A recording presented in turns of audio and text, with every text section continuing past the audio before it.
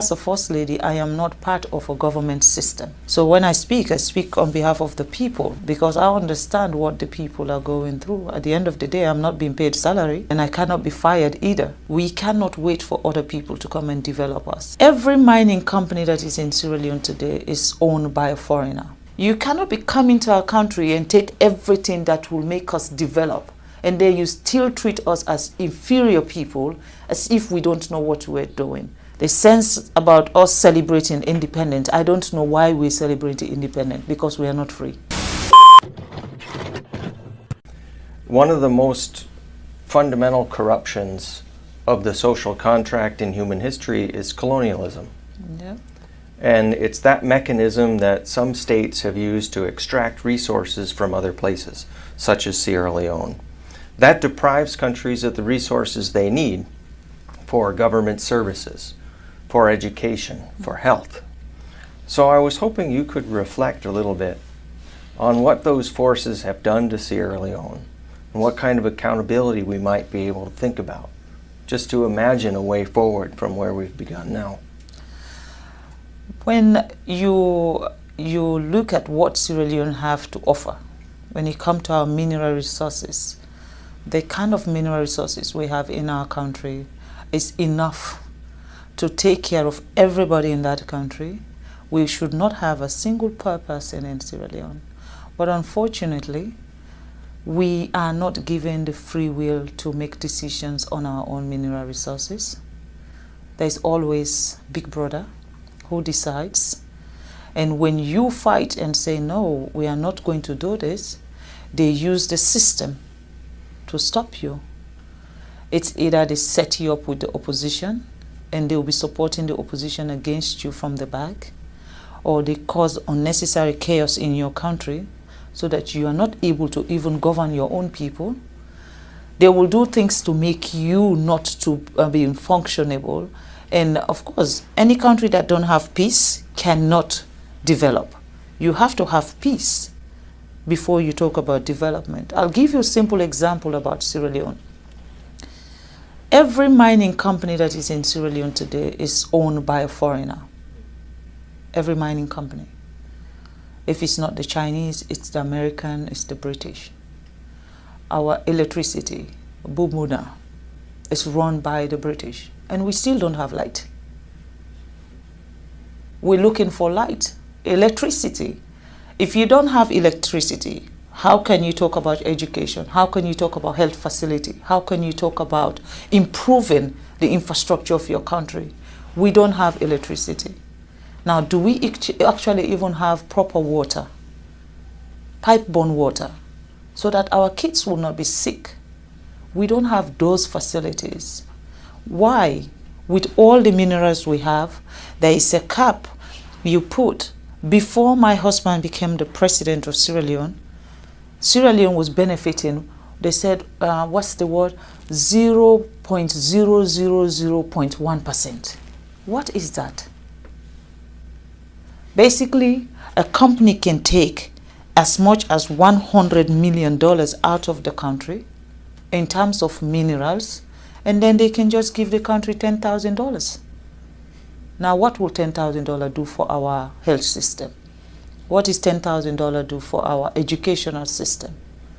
And these are the things I believe that are stopping Africa from progressing. We don't have a say. The sense about us celebrating independence, I don't know why we celebrate independence, because we are not free. That is my own take. I'm not speaking also on behalf of the government of Sierra Leone, nor am I speaking on behalf of His Excellency the President. I am speaking as Fatima, as a citizen of a country who believes that things need to change. Where do we go from here? Do you have any practical ideas about where we might start? Or collective ideas that we might gain support for? I feel Africa, patriotism is very important. You have to love your country to want your country to be a better place. Patriotism, I think we have to have that sense of patriotism in our countries, and our leaders also should be subjected to that. You know, it is not only when you were talking about election and then everybody come out and celebrate, and after election, that's it. accountability. Who accounts for what is happening? Who is the one who is changing the narrative of what is happening? Like I said, as a First Lady, I am not part of a government system. I am a wife of a president. So when I speak on behalf of the people, because I understand what the people are going through. At the end of the day, I'm not being paid salary, and I cannot be fired either.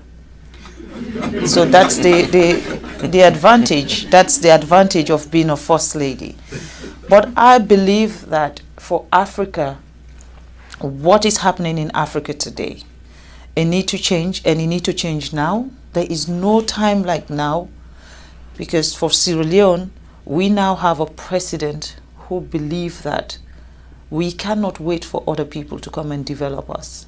We cannot wait for another country to come and prescribe how our country should be run or what we need in our country. You know, this divide and rule, if you're close to China, we will not come to your country. If you're close to America, we will not come to your country. I mean, the fight that is between England, Europe, America, China, Russia is not a Sierra Leone fight. That's not our problem. We're fighting for our daily bread. We're looking to have education, just like America. We're looking to have good health facility. Just like Europe, we're looking to have governance structure where one single person cannot be the dictator of a nation. That's what we're looking for. And in that process, we're going to be allies to everybody who wants us to grow. But if we now align ourselves with someone, and then this other person now feel offended that, oh, you know, I'm coming from China now. I flew in, I mean, I've gone around the world to get to Boston, you know. I went to China and then come here. Before here, I went to England and then flew into America.